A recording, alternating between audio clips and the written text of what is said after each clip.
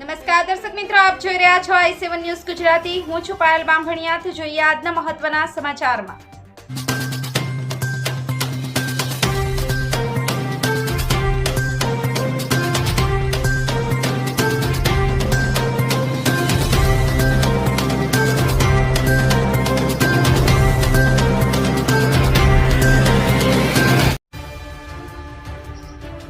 રાજસ્થાન દાંતપુરી કુંવારી ધામમાં દર વર્ષની જેમ આ વર્ષે પણ ચૈત્રી પૂનમના મેળાની ઉજવણી કરવાની પૂર્વ તૈયારી કરતા દાંતપુરી ધામના ભગવતો સંતો।